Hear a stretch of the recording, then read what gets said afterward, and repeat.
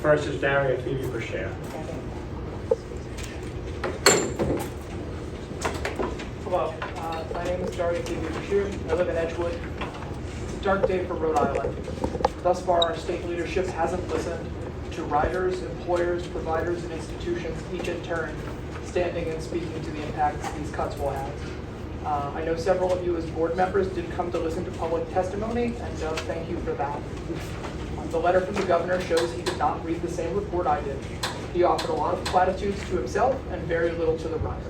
His salary is up more than the 1.16% that RIPTA costs are over the same time. Our adjacent neighbors have found ways to fund their transit systems. In the end, there is no way to save money offered here without cutting buses. The transit master plan is being treated as a wish list. The impact on the carbon reduction plan is being ignored, and most critically, rider impact is being treated as unimportant. Mobility is freedom, and until the governor and the leadership on Smith Hill stop blindly ignoring the needs of their constituents, that freedom could not be assured for anyone outside of Congress. Thank you for your reported work. Thank you. Next is Daniel Blanchett. You want to say who's on deck so you can get ready? On deck is Dylan Giles. Good morning. Thank you for this chance for us to speak. For those of you who weren't here at the well-attended public meeting in Pawtucket, my name is Daniel Blanchett. I live in Pawtucket over near the 76, and it's route which, according to the service cuts, which thank goodness you're delaying the vote on, the 76 would have been one of the ones that would be eliminated, thus preventing me from getting me to my job, which I work as an aisle captain at the Veterans Memorial Auditorium, or the VETS for short, in Providence, which is conveniently not far from the State House. While you're taking another look at the service cuts and delaying the vote, I would suggest, even if you have to disturb them during the weekend, and considering that Pawtucket is one of the communities that is being affected, I would suggest being in constant dialogue with the city of Pawtucket. I'm sure the mayor's office and various agencies would be willing to help out because Pawtucket is changing. They're trying to do all sorts of plans to rejuvenate the city as a result of turning it around from the current doldrums. A lot of the routes in the 70 to 80 block intersect through Pawtucket anyway, connecting many neighborhoods together, including quite a few of the east-west routes. Pawtucket east of the Blackstone, as some of you already heard when you heard me speak at the public meeting, is already underserved as is. I'm sure there are plenty of ways for the city to help out, whether it be to work in with their current development plans or for some of their big name projects, such as the construction of the new Pawtucket High School by merging Tolman, Shea, and the Jackie Walsh Arts High School.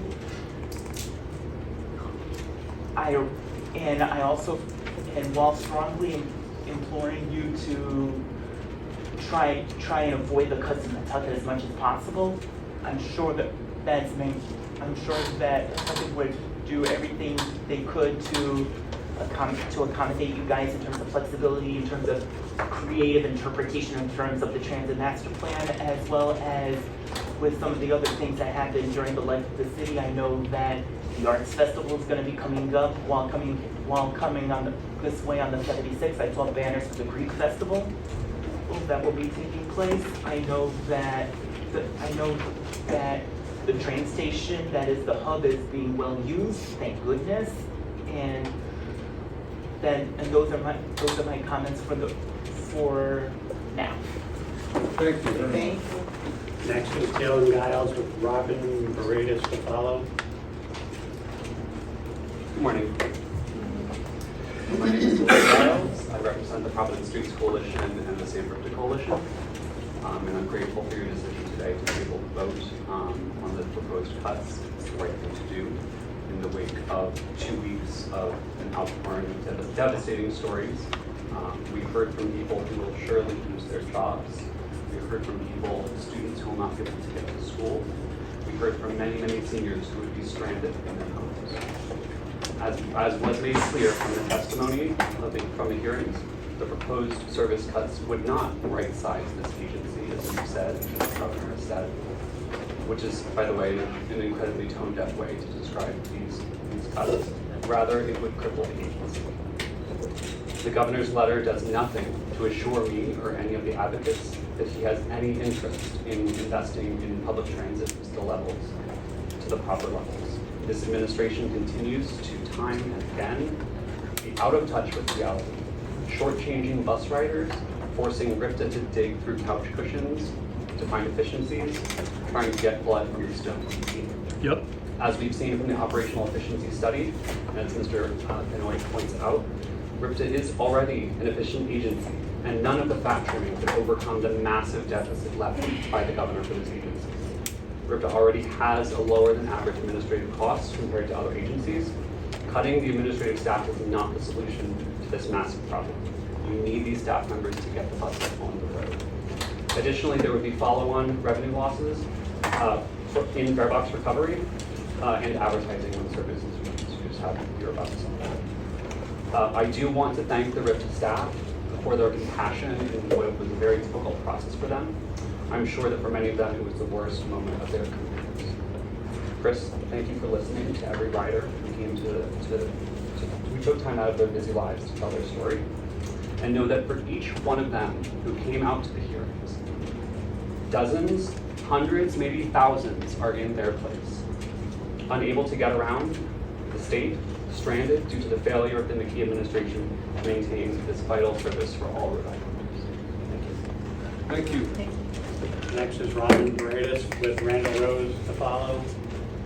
Thank you. I won't repeat what you've probably all heard from various riders, including my mouth last night. Thank you, Mr. Duran. I think you're probably one of the people who's helped turn this place around a little bit.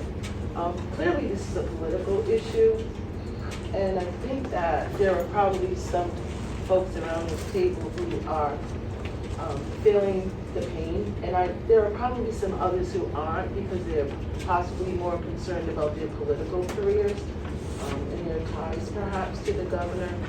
His letter is garbage. It's gaslighting. It's gaslighting. And there were quite a few phrases used today.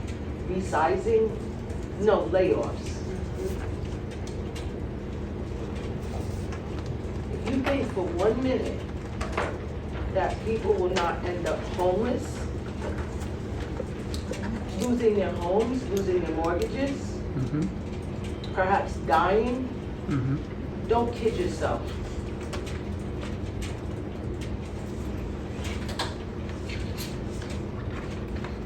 Expand employer and partnerships, revenue. Have these things been in place?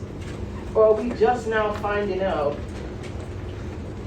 that this is what would help? Now that we're here at the 11th hour at the edge of the cliff.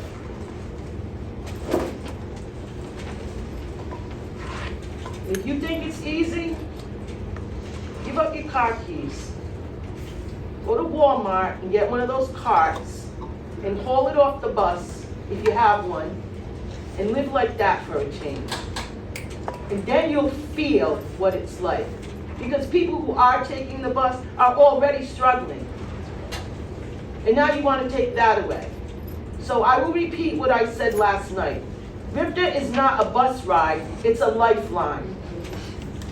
When you go to sleep tonight, think about that phrase. It's a lifeline. It's an elderly person. They might get to the doctors, but guess what? Maybe they have lab work next week. Maybe it's February. And now the bus may not even be there. Good luck sleeping, gentlemen. Thank you. Randall Rose and then Representative Teresa Panziano next.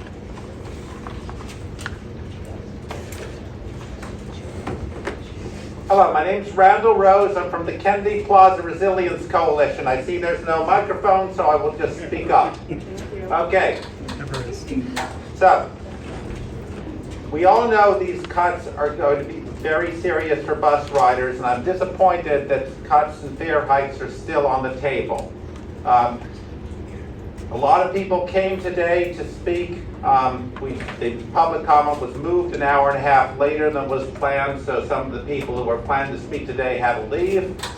Many people have shown up at the hearings and at yesterday's rally, and they've been saying, we cannot have bus cuts. We cannot have these cuts. This is destroying people's way of life and ability to get to work, leaving senior citizens stuck at home. A lot of people bought their houses because they chose their home because it was on a bus line. This is going to take away the value of people's homes. These cuts are really bad ideas, but as we've all said before, these decisions are not made by the board, they are made by the top state leaders. I mean specifically Governor McKee and Speaker Shekarchi, both of whom have spoken positively about the idea of service cuts and fare hikes, including in this letter.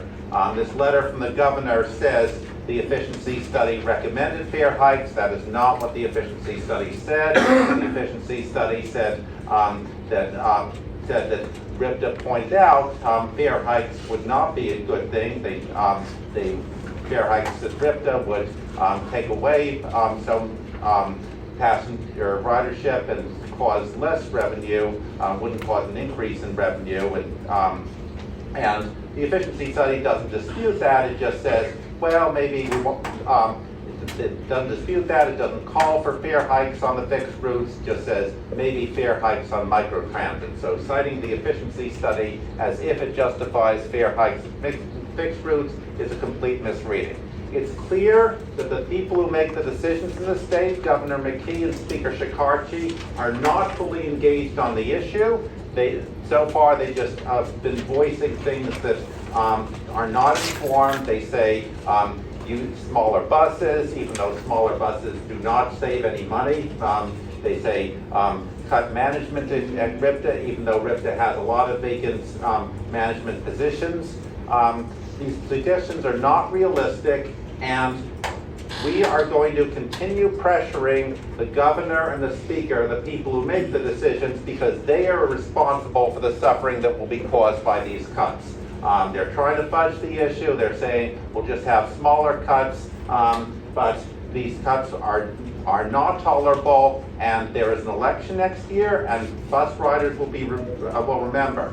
Riders have a vote, riders care about this, and riders' family members care about this. Bus riders are loved. It's not just the riders themselves who vote on this, it's the people who have riders and their families. And RIPTA helps connect the community together. Without RIPTA service, people are going to be stuck in a much smaller geographical area. This is already a small state. They'll be confined to a smaller area. And RIPTA helps knit us together into a community so that everybody can participate. So I hope that when Speaker Shekarchi and Governor McKee get more engaged in the issue, they will realize that these cuts are not acceptable, and they will change their mind. It's clear they're not fully engaged. I can kind of forgive them for saying the wrong things now, but we hope that they will come to reason, realize that these cuts are bad ideas before they go into effect and before the next election. And if the cuts do go into effect, we will be fighting back and trying to get them reversed because the election will matter. Thank you. Thank you. Representative Kennedy, followed by Walter Malone. Thank you, members and chair. I just want to start by saying that we cannot, by someone in this room today saying that we cannot trust the outcome of this study, because we cannot trust that any transit system is run efficiently, is pretty outrageous. It undermines all the effort that we have just undergone in doing this efficiency study, and to even make that statement just made me want to jump out of my skin. It undermines the utility of this report and the utility of transportation all across this country. All of these proposed changes will be painful for someone, life-changing for many, destabilizing. The one story that sticks out in my mind from the South Kingstown Town Hall was a young man who was going to have to lose out on a scholarship to a community college because he cannot afford a car, he cannot afford to pay for his own university studies, And that scholarship was his ticket to a better life and to the middle class. These proposed cuts are going to cut those life-enhancing social ties that come through the freedom to move around your community at your own will and to be a participant in it. There was talk today about expanding partnerships like the ones we have with CCRI to RIC and URI. I've been working with the CEO in order to make those happen. I've been trying to engage the university. We will make that happen. These are things that we can do to grow our system, diversify our ridership, create stronger bonds in the next generation as they come up to be users in this transit system, because they don't want to own a car. They're not like us. They don't want the fees, the repairs, the insurance. They don't want all those costs. They are burdened enough with the costs of college and life in general. So we're ignoring the future. If you want to build something strong, start by growing it. This is a public transit system, and the primary responsibility is on the state to provide the services. Looking for partnerships are secondary and tertiary, okay? They're necessary, but the end, it comes to our state to provide this public transit service. Not a single one of those places that were reviewed or compared as peer agencies are free from state funding. And we have fallen short on that, and I'd like that question addressed when you guys have your next iteration of a discussion with people who made the study. And I also want to know if there's going to be a public discussion, because I think it's incredibly important. We just invested so much time and money in that study. I want it to be a public discussion, so I do hope that that is going to be a public discussion.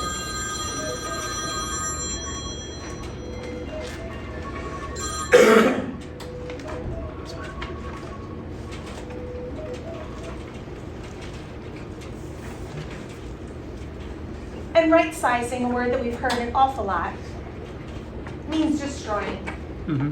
Okay? We worked so hard.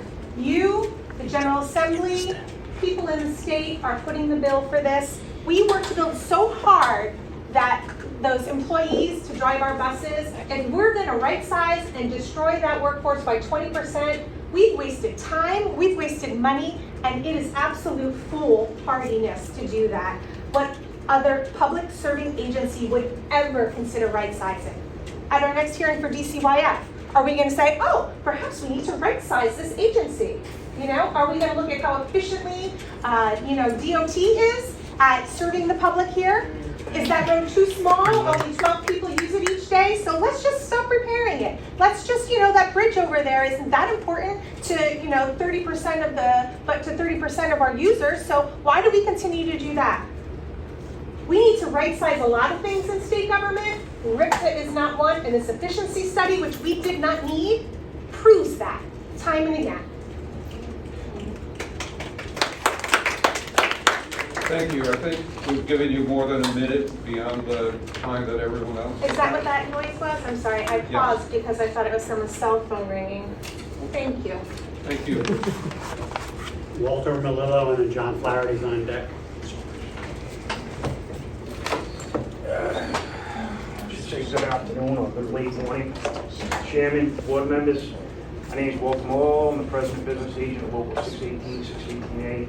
All of our hard members here at RIPTA work so hard to get people where they need to go.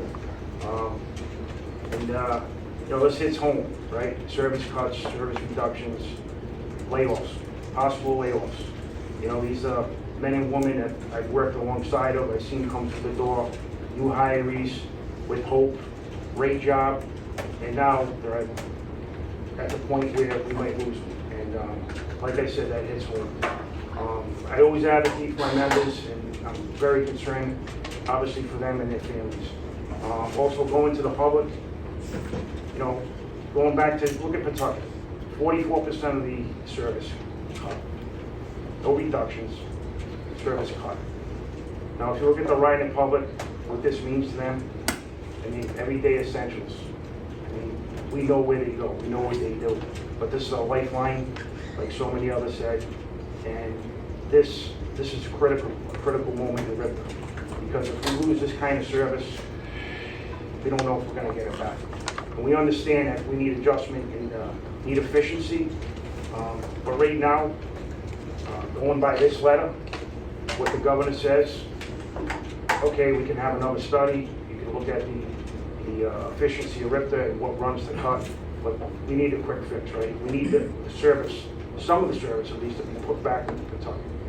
When you're taking away 44% of the routes, there is no choice, there is no option. So one of the things in my past years here that we have done at RIPTA is alternate buses. Don't take away the whole service.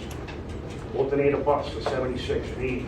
So you're going up one way, you're coming back another way, and vice versa. So instead of having 4 buses out there, you'll reduce it to 2 buses. So there's a lot of ideas, and the union and the company, the authority, Chris, and so many others work together. We work hard to get where we need to be. But this is about the public also, and it's critical that we get the funds we need. We have to work together, state, local, RIPTA, and myself, the union. And we've got great leaders in the union, not only myself, but my board and the members. And I just want to let you know that it's a great state. We need a great transit agency. It's part of economic growth. It brings so much to other communities. It brings so much to the communities, not only financially, but the social events and so many other things. So we need to fund RIPTA. We need to advocate, and we can't leave people behind, people around. So thank you. Thank you. Thank you. Sean Flaherty and then Alan LeMay.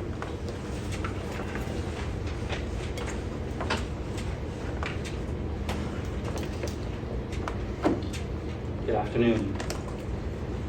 Actually, I wish it was, or good morning. I wish it was a good morning. So I attended several of the service cut hearings around the state. I saw a lot of anger. I saw a lot of frustration. I saw a lot of desperation. I'm sure many of you have as well. The thing is, there's really not much new about this situation, except maybe the magnitude. What we're experiencing right now has been forecasted for a very long time.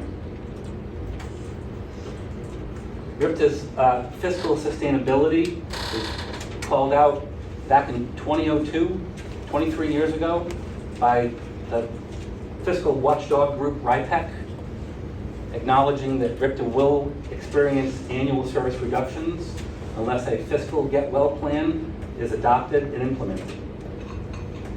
Here we are. In terms of RIPTA's efficiency, this is also something that we've known for many years. We didn't need this latest efficiency study, which I consider to be a downsizing study, not so much an efficiency study. We've known that. So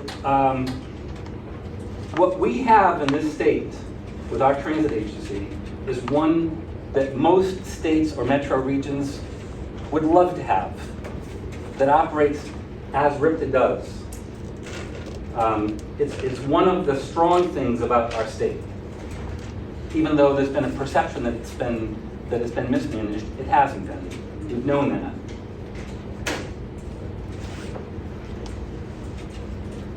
So this crisis was avoidable. We have in this state an economic development strategy. We have a state housing strategy to deal with our crisis. We have a climate action plan, as well as a law to back that up with mandates. Doing anything other than growing our transit system will be bringing us in the exact opposite direction that we should be going in. RIPTA is a public good.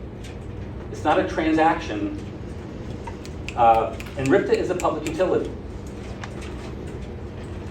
I want to leave you with one constructive suggestion for going forward, and that is that as soon as this immediate crisis is behind us, is to commit to developing a truly long-term and sustainable mechanism for funding transit.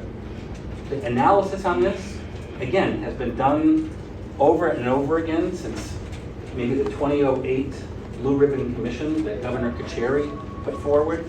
So there's ideas there, and but this has to come from the board, from the board's recommendation to state legislators and to the governor for how we're going to actually fund this, because there's so much riding on it.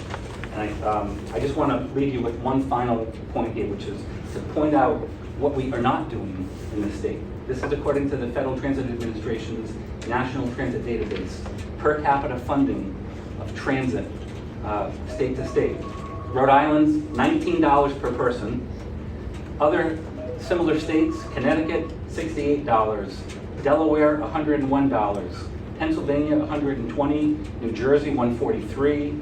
Maryland, $199. I could go on. We're at 19. We have not made a commitment in the state to properly fund transit. And that should be priority one once we've gotten past this crisis. I thank you for your time. Thank you. Alan LeMay, and then Brian Rice.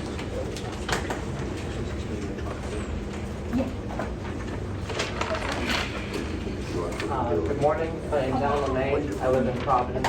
I'd like to thank you for delaying the vote today, but I also beg you to oppose any cuts to busing or reductions in frequency.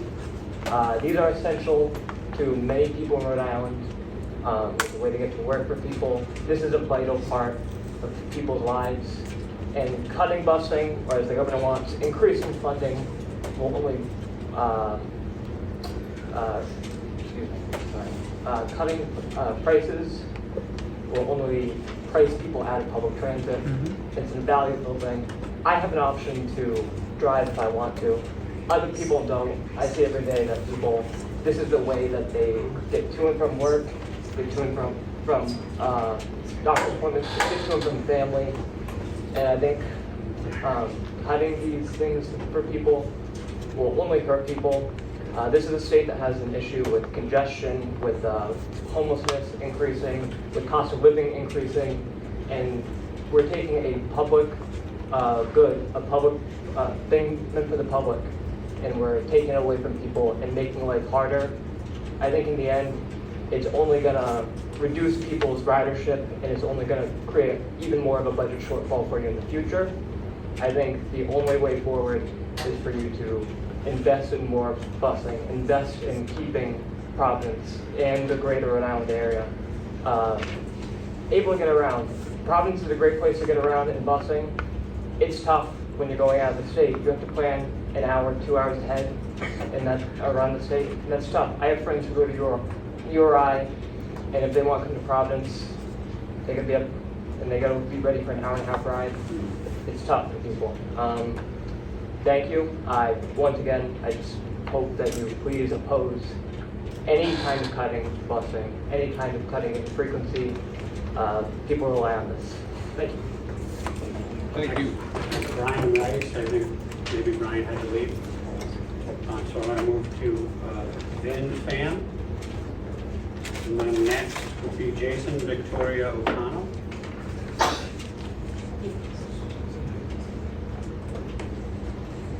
My name is Vin Pham, and I'm a college student and community writer. As a young adult, public transportation helps us explore and appreciate our state, such as gaining an education, going to school on time, learning beyond the classroom through work and extracurriculars, and learning to socialize by spending time with my friends.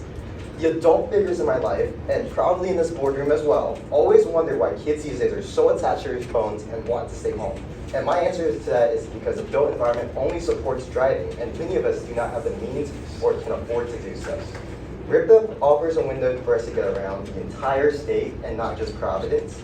It helps us appreciate our surroundings like our libraries, our malls, and most importantly, our beaches. And by cutting service, for example, nearly every route to the beach, you are limiting our abilities to appreciate what our state has to offer. The skills we learn riding the bus and the places we go are important for us because we learn how to manage our schedules and when to get off the bus. And these are important for us to become well-engaged and responsible adults, and most importantly, constituents that vote accordingly. I'm asking the board to please reconsider your cuts. The last service hearings just happened yesterday, and we need more time look into the riders' stories and consider the young adults of this state. Because without adequate public transportation, why would any young adult like myself want to live and love Rhode Island? We aren't Cape Cod. Rhode Island deserves to be an emerging state, and RIPTA is the way to go to do so. Thank you. Thank you. Next is Jason. And next is, after that is Liza Birkin. My name is Jason Victoria O'Connell, and I live in Providence, and I'm going to tell you why we cannot afford to make cuts to RIPTA. While empathy is the reason I'm here today, I'm skeptical about the empathy of people who make decisions that won't immediately affect them. So I'm going to frame most of this as a sales pitch. Cuts to public transit will lead to reduced access to employment opportunities, including less jobs within RIPTA. In addition, businesses will struggle to retain workers who depend on public transit, and there will be decreased productivity due to longer commutes. All of this will negatively impact the local economy. Long term, it'll damage the housing market as well, because those who can afford it will simply leave as the local economy goes downhill. Public transit cuts will increase car dependency, leading to more traffic congestion, and that's what will cause the aforementioned longer commutes and environmental consequences like more pollution, carbon emissions, and oil consumption. Cuts to public transportation cause a spiral where reduced service leads to decreased ridership, further revenue losses, and then even more cuts, and the cycle starts again, causing suffering and tanking the economy at every step. One appeal to empathy that I must make: reduced access to transportation leads to social isolation and mental health issues, particularly for vulnerable groups like the elderly, people with disabilities, those on low or fixed incomes, and people without access to personal vehicles. It will also limit access to healthcare, education, and essential services. And for the sake of the sales pitch, if those services are used less, they will make less revenue, and that will affect the local economy as well. I know that this board doesn't have the final say in how much funding RIPTA gets, but I think that you should refuse to propose a single cut to service. And if Governor McKee or any other decision maker says that there's no money for it, since money can move around, I urge you to tell them to look no further than the budgets for the police across the state, because different websites say different things, but it's millions upon millions of dollars for the state and local police budgets. And those police not only clear out homeless encampments, but they've been helping ICE to tear families apart and terrorize our communities. In Governor McKee's letter, he says that he has, quote, a duty to every taxpayer footing the bill, unquote. Taxpayers foot the majority of the bill for the police too. As a taxpayer who uses RIPTA literally 1 day per calendar month, if that, I am happy to have my tax dollars go to RIPTA, a service that helps my community, helps my fellow Rhode Islanders, rather than to overfunding police. My final thought is this: when you make it too expensive for people to live, you condemn those people to death. Thank you for your time. Thank you. This is Liza Birkin and Elizabeth Hubbard on deck.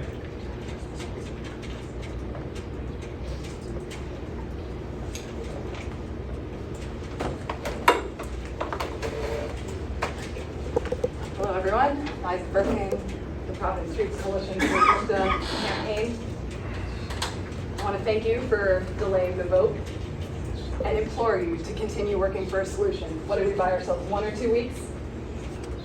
Guess what? It is all of your jobs to change the governor's mind. Director Albee, I appreciate your optimism. I was listening to you on the radio this morning. I appreciate your optimism, but this is not a new beginning for RIPTA. I don't want to hear the word right size out of anybody's mouth in this room. Call it what it is. Right size, that is a slimy PR euphemism for cuts that are going to devastate tens of thousands of Rhode Islanders. Let's strike that word from the record. No more of this right sizing talk. Just call it what it is, cuts.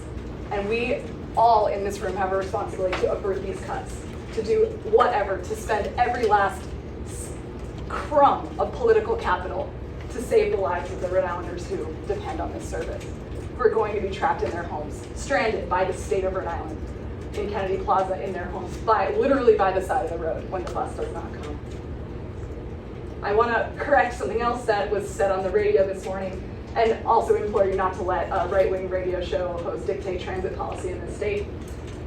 The number of riders participating in the fare-free program is 24%, and it's a state requirement from the budget in 2017. We have a responsibility, a legal obligation to continue providing that program for those who need it. But most importantly, and kind of reiterating what Mr. Flaherty was saying, we have to change their minds. You're saying state leaders want these cuts. Can you please remind them about the Act on Climate, about the state housing plan, which is citing affordable housing on high-frequency transit lines, about the Olmstead plan, which is about reintegrating folks with disabilities into their communities, which depends on public transit, about the governor's school attendance shtick that is dependent on transit. All of these plans require expanding RIPTA and not cutting, certainly not right sizing. He wants to cut all the rural routes now and jack up the fare. How is that helpful to the broader goals of his administration? That is the argument that we need to be working on. We, as the activists, I think we bought some time. So please spend the next 1 or 2 weeks expending your political capital. And yes, the efficiency studies, everything, we know that transit across the country is struggling. But guess what? There are many localities and states that are not struggling, that have found their way through this moment of pain and inflation. In New York, they enacted congestion pricing. In Massachusetts, they passed the millionaire's tax. In Minnesota, they passed a state metro sales tax that is supporting public transit to higher levels than ever before. Last year, in across the country localities, there were 18 ballot measures in localities across the country enacting greater taxes, and voters voted yes on 16 of those 18. The city of Nashville. Public transit is popular, and it is, again, we need to change the narrative, and you all were appointed by the governor, so please do your jobs. We've bought you some time. Let's work towards a solution that does not involve cuts. Thank you. Elizabeth Hubbard, and then John Welch.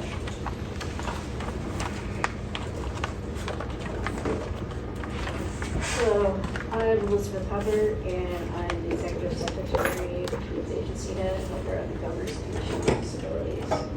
And I'm just surprised that I'm the only agency head who has been consistently trying to call for RIPTA to be adequately funded, because this affects every aspect of state services and the state economy.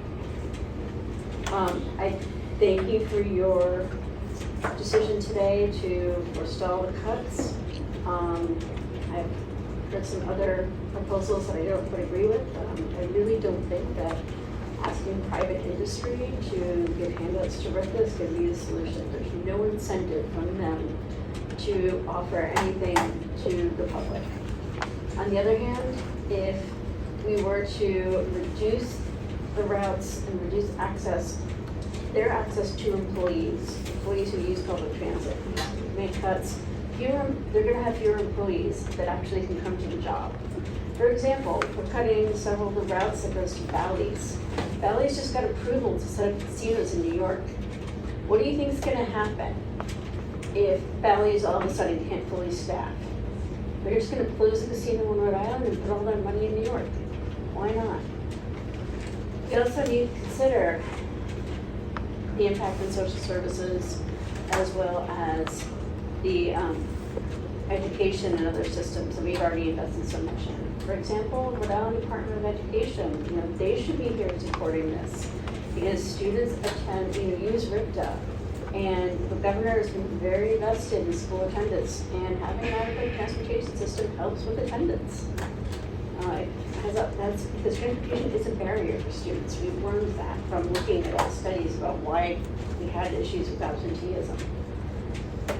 Also, the post-secondary education department, they should be here. Look to them for support. Ask them to provide you support, because we have spent so much money on already RIPTA has already invested in creating the transit hub of CCRI Warwick. To suddenly cut those routes and reduce the service is ridiculous, because you've already made that investment. So why are you gonna pull back and then not see the return on your investment? Other state agencies that should be involved, Department of Labor and Training, they should be concerned, they should be supporting you, because RIPTA enables people to get to their jobs. And it also, if somebody is transitioning from being on benefits to going to work, they aren't gonna have the capital, the savings to be able to buy a car. They're gonna probably have to rely on public transit to get to that job.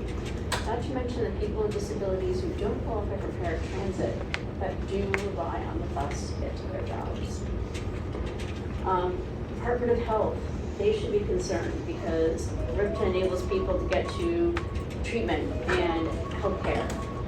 EOHHS, the Olmsted plan was mentioned, and in the Olmsted EOHHS, those who are planning Olmsted and trying to write the plan, and the small amount of public input that they've gotten, transportation has been one of the biggest concerns raised by people with disabilities, and asking about what can the state do to help people with disabilities live in the community and access the community.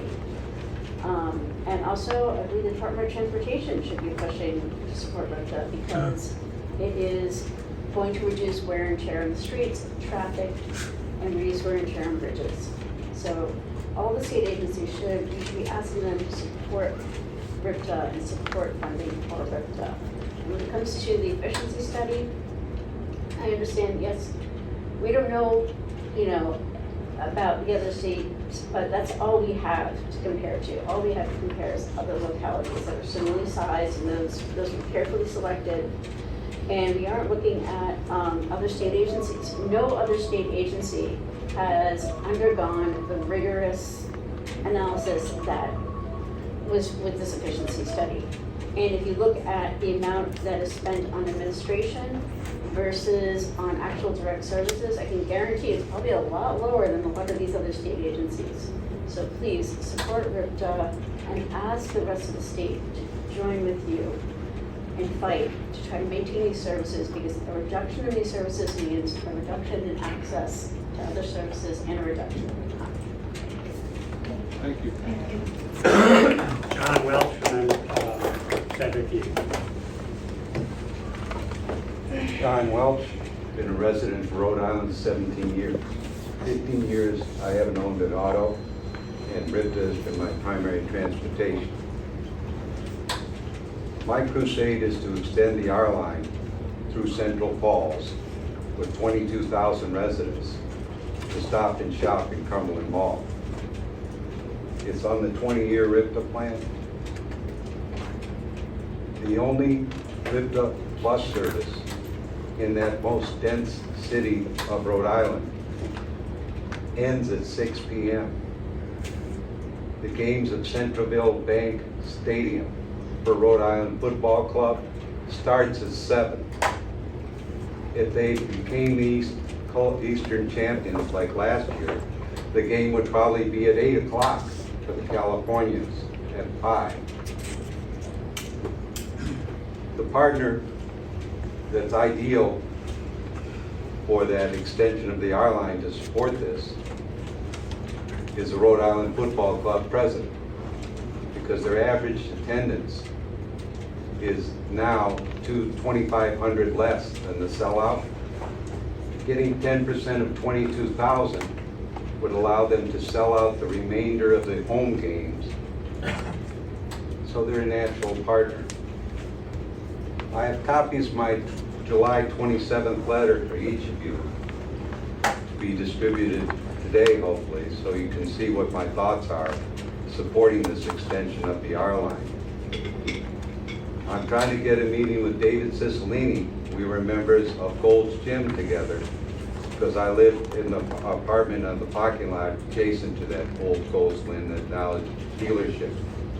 LA Fitness has taken over, so I'm only 3 blocks, and I try to be an athlete at 77 years old and maintain respect as a martial artist.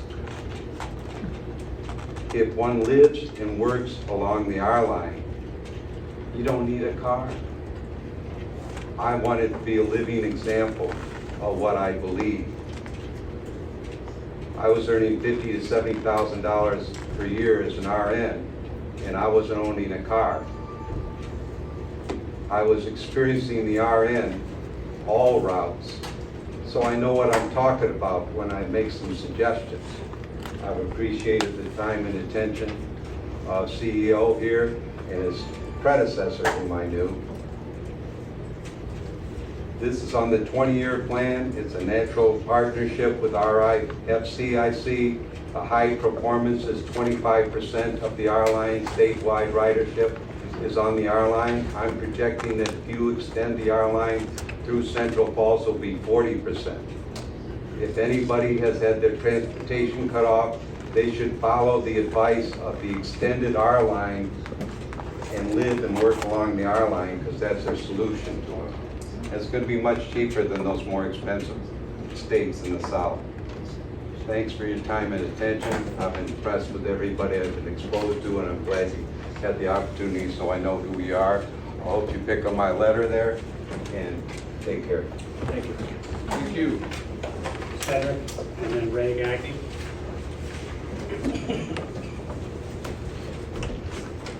Hi. Thank you so much for the opportunity to speak. I'm Cedric. I'm a high school student who lives in Providence. I use RIPTA to go to school, access internships, do civic engagement. My original comments were going to be to plead that you delay the service cuts vote. I thank you for doing that. So there were some other things that came up during the meeting that I wanted to address. Director, you asked if cost per hour and other efficiency metrics get better or worse as a result of service cuts. I think so much worse. According to a data analysis by MassDOT analyst Ethan McIntosh, in 2022, when we made cuts because of the driver shortage, our cost per hour went from like 130-ish to $208 an hour. These cuts are going to be twice as much as that one.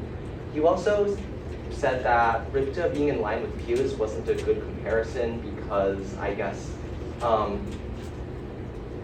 because the peers might also be inefficient. And I did want to bring up that according to the American Bus Benchmarking Group, RIPTA used to be one of the single most efficient mid-sized transit agencies in the country. We were leading all of our peers.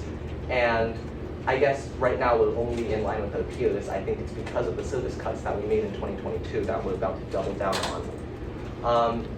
You also said that the RIPTA's existing downward spiral necessitates sacrifices. RIPTA's funding model is literally just not indexed to inflation.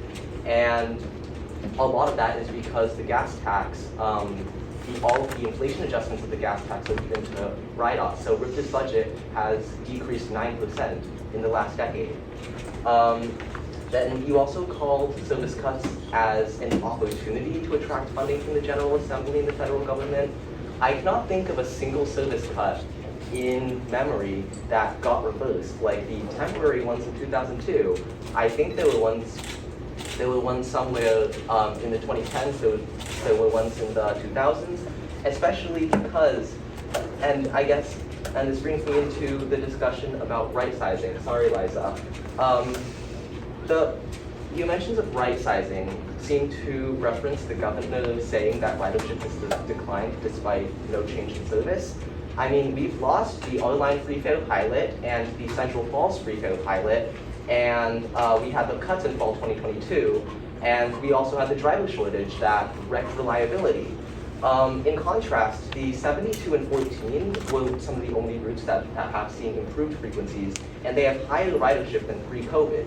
So what is the right size if ridership is directly proportional to the quality of service? Because if we listen to Hasbro, if we listen to our small businesses, oh, am I already at 3? I'm sorry. But then the right size is bigger. Okay, I'll stop. Thank you so much for, I implore you to please be doing everything you can to stop these cuts, because the mandate that was given was to finish the efficiency study and negotiate how much additional money was needed. Thank you. Ray Gagne, who next is Grant Elgarian.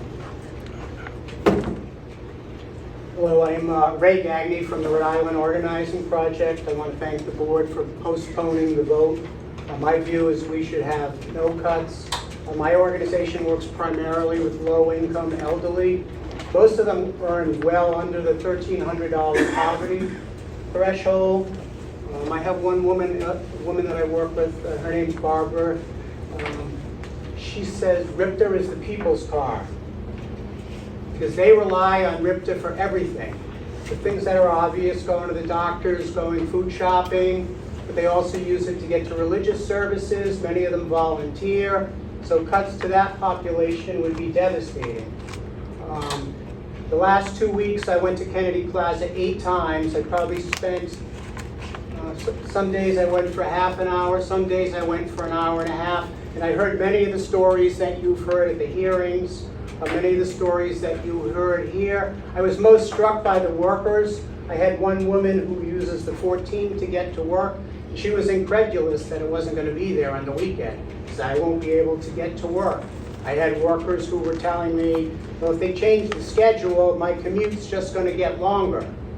So RIPTA is an economic development strategy. And I'm old enough to remember when the buses were owned by private industry. I used to take the bus with my mother in Central Falls to get to City Hall or the library. On Saturdays, I would go with my grandmother to go shopping in Pawtucket. Private industry abandoned transportation. The state decided that it was a public good. RIPTA is a public good, so it's my hope that the governor will find the money to support the public good. Also, in terms of underperforming routes, I took the 20 bus here today. Came in 20 minutes, I was able to get here in 15. If all of our routes were 20 minutes or less, our ridership would increase. So thank you for your time. I thank you for your service, because I know you have to put a lot of time into this. Thank you. Thank you. Grant Delgarian, and followed by Paul LeBon. I'm going to let others go ahead of me.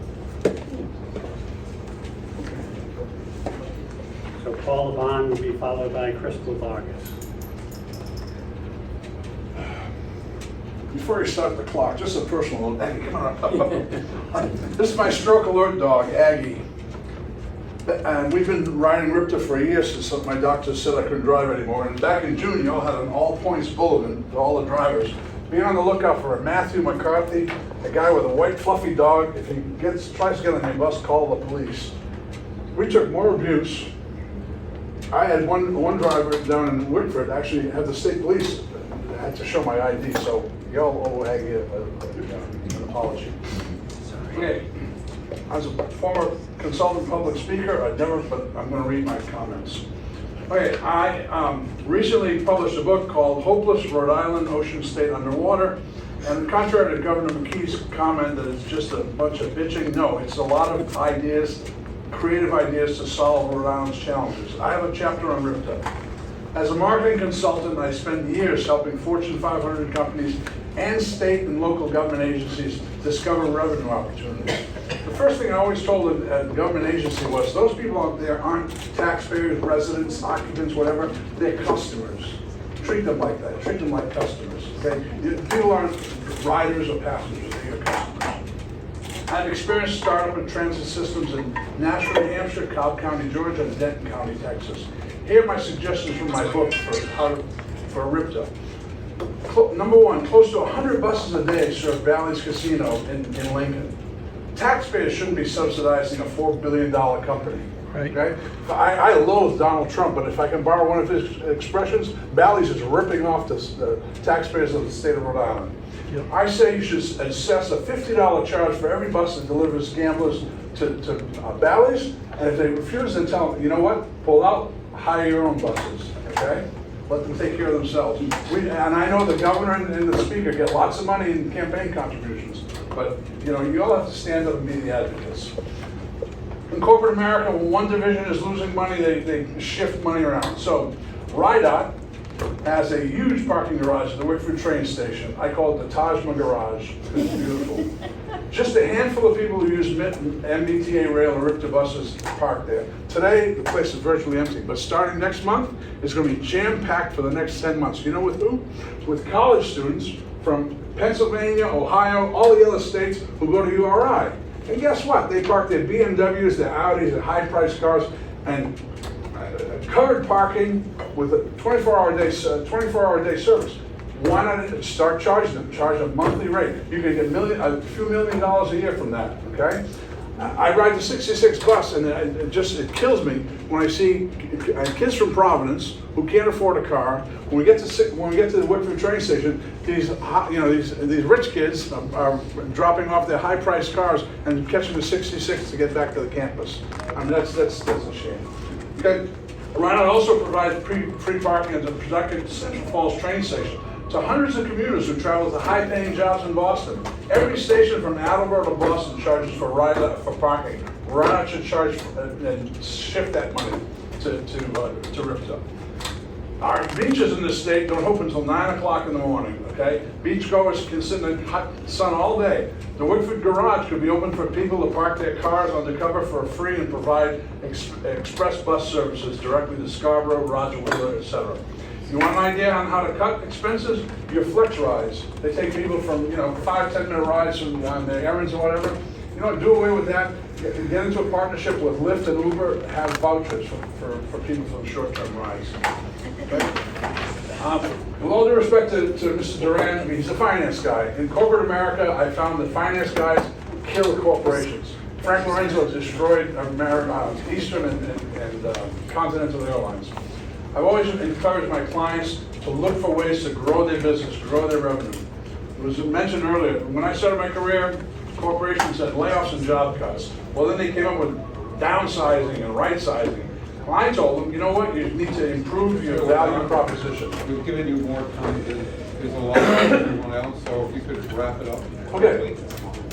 One personal point. I graduated from Woonsocket High School at 16 years old. I couldn't join my brothers going into General Motors in Framingham, so I went to Rhode Island Junior College. Thank God I had RIPTA to take me from Woonsocket to Providence to Warwick. I retired as a $1,500 a day consultant. I would not have had that career were it not for RIPTA. I'd have been building cars with my brothers and eventually been laid off. So, consider RIPTA to be not just a lifeline, but an economic engine that can help people create better lives for themselves. Thank you. Thank you. Crystal Vargas and then Loren Martinez. Hi, Crystal Vargas. I moved to Providence in 2021 from Los Angeles. Not the best transportation, but shout out to Metro, y'all are great. I moved here to pursue my degree in biotechnology from Brown University with barely enough to live for a month with my fiance. And I remember us having our backpacks and walking from Fox Point to the East Side Marketplace when it was still open, and we filled up our backpacks with groceries. And we had to walk back not realizing that RIPTA is something we can rely on. So we ended up buying a janky car, and it would break down a lot. So my fiance would have to take the RIPTA bus from Providence to Lincoln, Rhode Island, and we thank RIPTA for that. A couple years ago, I was laid off from my job, and I did everything I could except go to church. I ended up taking the bus to a Catholic church and praying for a job, and I ended up getting one. So I thank RIPTA for these opportunities for us young people to get to a financial state that we need to be in. So I really need to see that everyone cares and will care about young people, care about elderlies, care about veterans, people with disabilities, care about people of color, okay, and care about the working class. I yield my time. Thank you so much. Thank you. Lauren Martinez, followed by Ilka Almeida. Hi, my name is Lauren Martinez. I had something prepared, but reading this, it made me mad. So I'm a mobile notary. I'm also a CCRI student and an administrative professional. I don't have a car. So this is very important to me. I want to go over the 25% ridership decline. How much of that is due to the past service cuts and changes? And how much is that going to fall after the proposed cuts this session? The part about having a responsibility to riders, but also having a duty to every taxpayer. Riders and taxpayers are one and the same. It's not that hard. Sorry, this is a little more emotional than I thought it would be. Just allow me to be theatrical for just a second and just, yeah. Thank you. Thank you. Gilson, Martina, followed by Samantha Cody.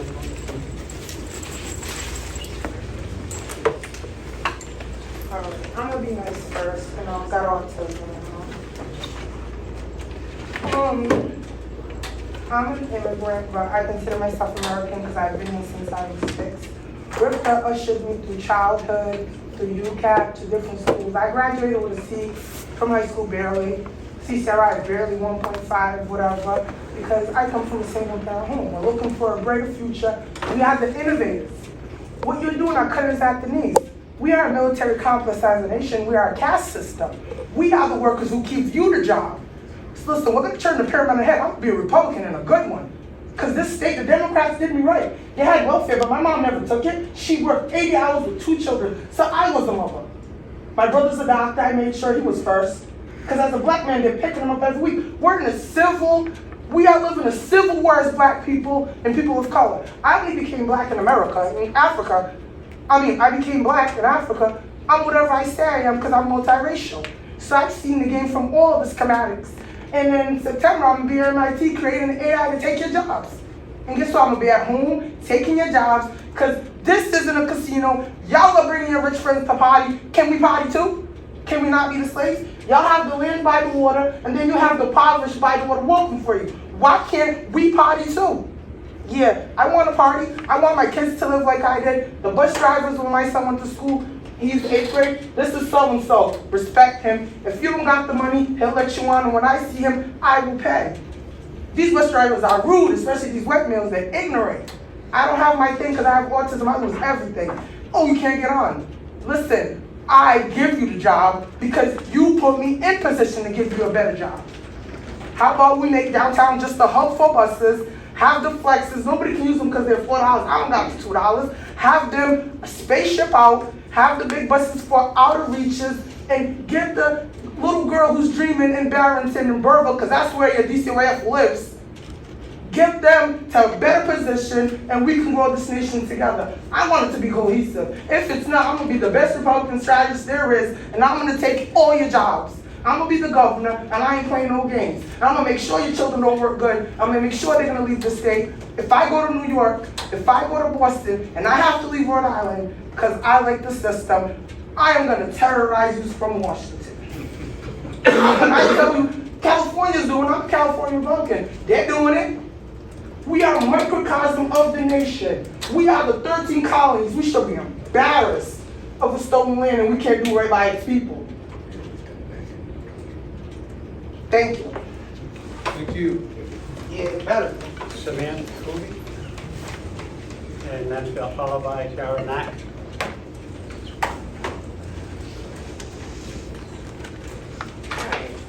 I'm Samantha. I had different statements prepared, but I am happy that the cuts were delayed, but I don't think the way to do it is to discuss cutting, like raising fares or continue to cut service. Especially when RIPTA serves 60,000 people, Rhode Islanders, a day, and we have single bridge projects or road projects that get funded to the tune of $250 million, but for like the Washington Bridge, before the closure, they had about 100,000 people cross the bridge a day, and we're spending hundreds of millions of dollars to fix that one bridge, but the whole system of RIPTA moves 60,000 people a day, could move more, and we're quibbling about a few million to shore up the budget. I think it's more about the political will to find the money than about the actual cost of the money. Taxpayers benefit from people like me who can't drive because of my disabilities, being able to go to my part-time job in Cranston, and I probably won't be able to do my job, to get to my job as easily on the weekends because of the bus cuts. Especially like a route as frequently used as the 21, getting cut on the weekends or at all is going to negatively impact the people who shop at those businesses in Cranston Garden City area, people who work there. A lot of the people who work in that plaza, I see them all the time on the same buses that I take to go to my job. And like one of the things that would make ridership increase is honestly having more like seats at bus stops, improving the way to ride and use RIPTA, making it more convenient by adding service, by adding accommodations will increase ridership. Cutting service will just reduce ridership further. Thank you. Thank you. Sarah Mack and then Pat Ford.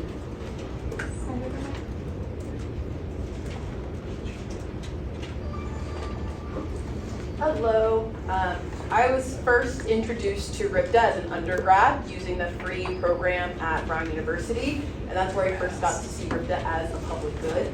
And as I continue to think about what is the use of RIPTA as more and more constituents who decide to be carless, all of my elderly constituents, the rise of my constituents who are also experiencing homelessness. As a state senator, some of the stories that are here are heartbreaking. And I think about how we fund public schools, not to then charge families tuition in order to go to those public schools because it's a public good. I think about how we also fund our libraries and have a robust public library system all across our communities, not because we want those libraries to become bookstores and then sell books to those very people, but because libraries and the resources are a public good. And then I think about RIPTA and how for a lot of my adulthood, whether it was an undergrad, having free bus transit, or a few years ago when we had the free R-Line pilot, where there was an increase in ridership, there were new people who were accessing it because it was now a free public good. And yes, we were able to do that because of COVID funding, but it's a testament to when there are resources allocated to a system and when there is public funding for these resources, more people use it, and it then becomes the public good that it's meant to be. During that pilot program, I had more and more constituents who decided that they didn't need their cars anymore. I had more and more constituents who said, I had no idea RIPTA could take me from Providence to Newport. I was just at the Newport Jazz Festival, one of our Crown Jewel weekends, in addition to Folk Fest. I hopped on the RIPTA line at the end of the concert, and literally from Newport to Providence, there was standing room only on a bus to get from Newport to Providence. The entire route, standing room only. A testament to when we increase access to these buses, more people use them, and it takes people from our state and visitors to our state to really great places and really great locations. It also stimulates the economy. I also think about when I was at the Rhode Island football game last night. There was a big banner across the sign, from beaches to the stadium, use RIPTA. And then we hear about the devastating cuts. On my street alone, I've lived there for about 15 years on the east side. There's been so many cuts to services. Now as an able-bodied young person, I can walk down a hill to get the R line, or I can walk up a hill to get to the number 1, but many of my constituents can't make that same decision. Many constituents can't make the decision to use our RIPTA services. More and more people are unable to get to grocery stops. More people are unable to get to our robust downtown or commercial centers to populate and to buy goods from local businesses because we have divested from our system. And it's a policy choice. For years, we've known that RIPTA has had a funding shortfall, and we've chosen not to invest in RIPTA because we haven't seen the outcry of support, or we haven't listened to the people who say that if I have access to RIPTA, whether it's through a free program or through increased ridership or frequent lines, that we're not going to be able to use it. As more and more people are also conscious about the climate transition and how we're going to meet our climate goals, going carless is an option, but it's increasingly hard, and I hear the ringer. But I hope that my constituents who represent the downtown where there's the most ridership and people from all across the state can see that there's a commitment both in our budget and years to come that we have allocated the resource to continue to see RIPTA just as we see our schools and our libraries as a public good that everyone should have access to, and that should be fully publicly funded so that no one has to worry about not having access to all of the great resources across our state. Thank you all for your time. Pat Ford, followed by Alex Taylor.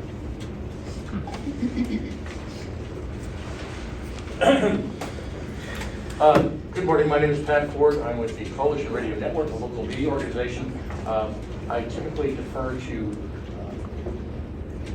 activists and riders to go first before I speak.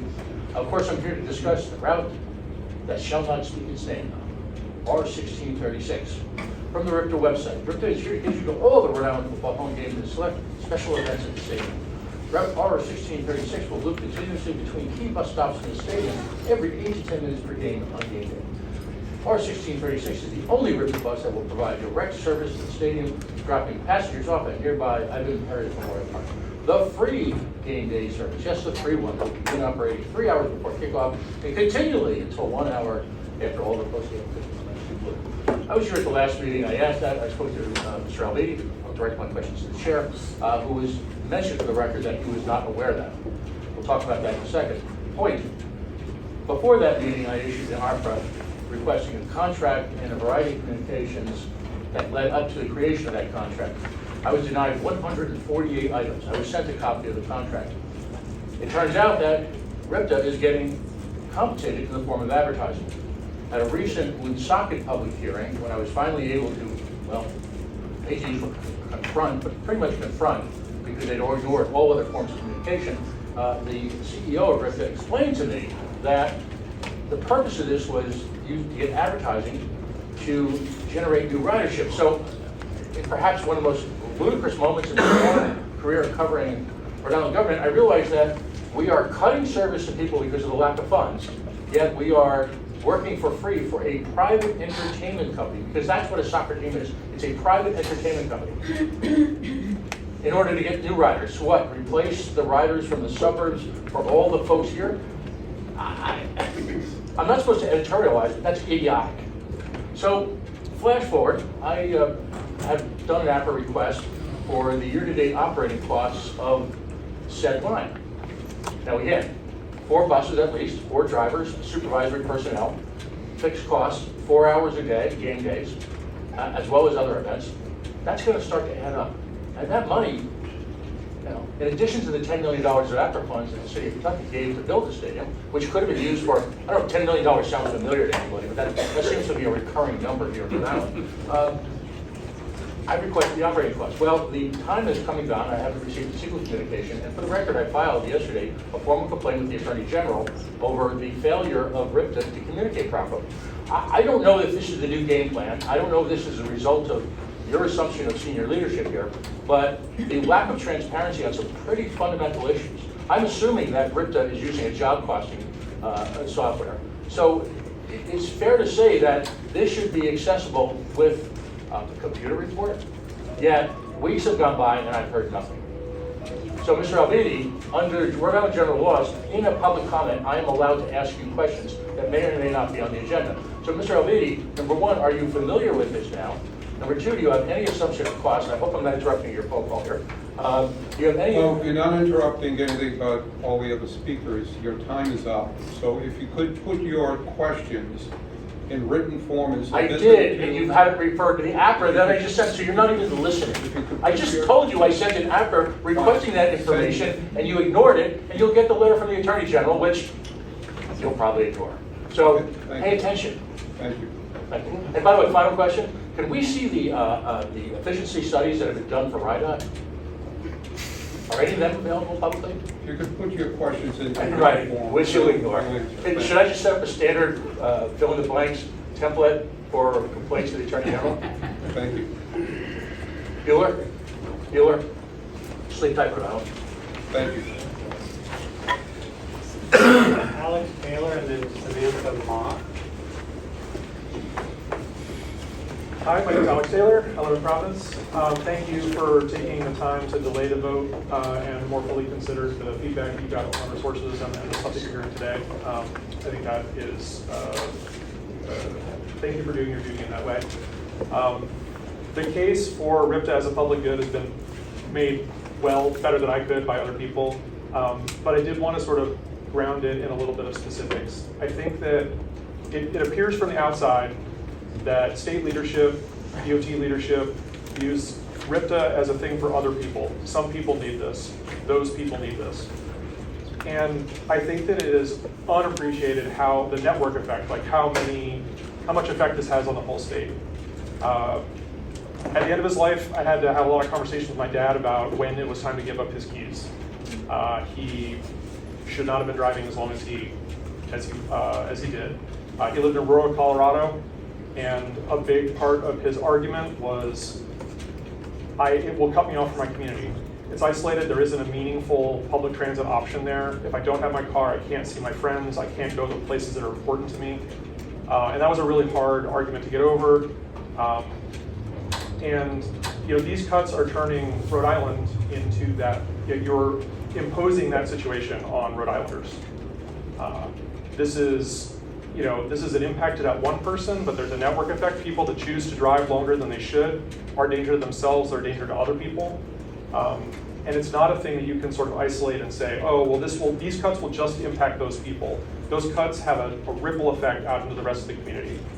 I'm currently trying to convince my mother to move out here, to move out of a less isolated environment into a place with a better support network.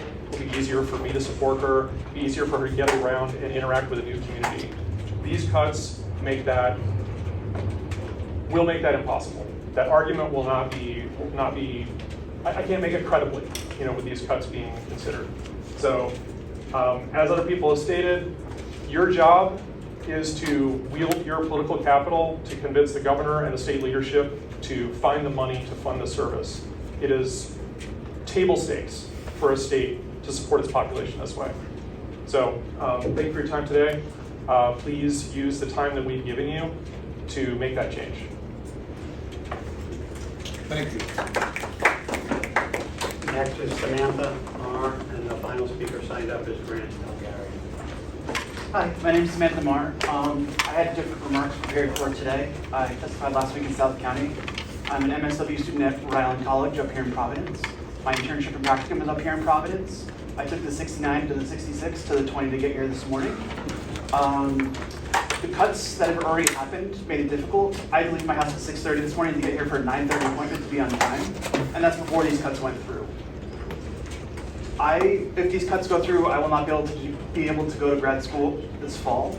I won't be able to do my practicum placement. I won't be able to work in Providence. I just graduated with my undergraduate in the past spring. I used the UPass program, which I know people were talking about sponsorships for specific rides. In the year 2024, the UPass with Brown, with all these other colleges, gave $670,000 towards your budget. Now, when you're stranding students on the 69 route, as you mentioned before, are those schools going to give you that much money next year or the year after that? Has that been looked to in this efficiency study? When I came in and walked in this building this morning, I ran into one of my drivers I see every day on the 65 route, and his job's going. And he's been doing that job for years. When I was at CCRI, his phone, and now he's got to retire early because we're doing cuts. Why can't we find the money? When I take the 66 every day, I go up and past the airport. There's $12 million to work on those stupid signs in that lawn project. This budget is $10 million. That's it. We can find the money. We've given you this extra time. I'm happy that you pushed the vote. My classes start in 3 weeks. I have to take out tens of thousands of dollars to be able to go to classes. If these cuts go through in September and I have to take out all these loans, I'm going to be stuck paying and not being able to go to school. There's human costs to each and every one of these tens of thousands of riders that take RIPTA every day. each one of them has a story. That's not showing in the efficiency study. The efficiency study showed that that we should be investing more into this. And I hope for a better Rhode Island, for a better future. RIPTA is great, and I would like to see it being invested more, especially with all these stories. And that's what you hear when you go to these town halls. And I think it's really important that you remember the faces, remember the people, and give people a future, give people an opportunity. I would like to serve Rhode Island as a community health worker. We have a brain drain effect going in Connecticut, Massachusetts right now because we don't have reliable resources. I hope my future patients have the ability to take transit to get to where they need to go. There's, just in the community of South County, the governor talked about how housing is a priority. A lot of the housing projects in South County are on the bus route 69 or just off of them. And with these routes, if these cuts go through, those investments will not be able to be made. And then you'll be, so it's just, never mind the 2030 climate goals, never mind people not being able to get the doctor's appointments, never mind, like it's not just a transit issue, it's an educational one, it's a health one, and I want people to remember that when they're making the vote next week. Thank you. Thank you. Thank you. Final speaker signed up is Grant Bulgarian. Grant Bulgarian apologizes for his slow pace.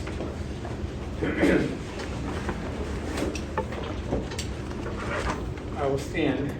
I'm surprised you didn't have a mic for today's meeting for everybody. I was outside for the first part of the meeting. I couldn't hear. Grant Bulgarian, lifetime environmentalist, long-time traveling to that. Started being a transit advocate at being an adult. And I realized that was 1975. So I was on the first Transportation Advisory Council. You know what that means? Half a century. Anyway, so I've been paying attention. So here's my series of recommendations. Just say no to budget cuts. General Assembly will figure it out. They don't have a special session in the fall, they reconvene in January. Still enough time to get rid of the extra $10 million for this current fiscal year. In the meantime, I said this before, I'm going to say it again. It's time for RIPTA to take advantage of direct mail bus schedule to everybody who's ostensibly, theoretically, served by a bus line. It's supposedly a quarter of a mile in urban areas and a half a mile in rural areas. Everybody should get a bus schedule. They get magneted to their refrigerator. I want to see RIPTA try to get more riders now than they had before Corona. And so what I'm suggesting is we probably need to direct mail the appropriate RIPTA bus schedule to every household that's served twice. They'll get it the first time and say, they get it the second time, oh, maybe I ought to pay attention. That's number one. Number two, I'm a firm believer, there's no such thing as free. So I'm not in favor of free. I'm a firm believer in user fees. The universities don't provide free parking to their students, but they do, so students have to pay for parking and or figure out how they're going to do it. But universities are providing free bus passes. That's a very commendable combination, and we should encourage that for other tax-exempt entities. That's what they should do. I have numbers. If you want to have a conversation with me, I'll be happy to share them with you. But that's a policy that should be followed. No such thing as free parking. Parking costs money. You got to acquire it, you got to pay it, you got to stripe it, you got to sweep in the summer, plow in the winter, light it at night, patrol it year round. No such thing as free parking.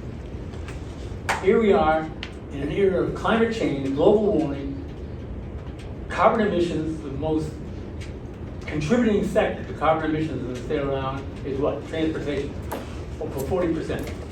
So we should be going in the direction of charging for parking. Doesn't have to be a big charge, little charge. That's an incentive to get people to think about riding the bus. And I always say people are working 5 days a week, and they want to do errands after work.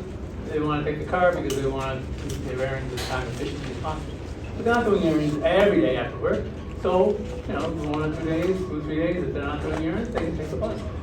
We've got to incentivize them to check it out, try it out, find out how wonderful RIPTA is, and then maybe, just maybe, they'll encourage their friends to do the same thing. I have other suggestions and recommendations, but I know my 3 minutes, I hear my 3 minutes are up. I've asked for time to speak with CEO, time to speak with chairman, time to speak with labor leader. And so I look forward to being able to do that, hopefully in the month of August, because this is supposedly the over month. And so I thank you all for your concern. That's why you're on the board. And I look forward to your leadership going forward. Thanks. And I'm happy to answer any questions you might have. Thank you.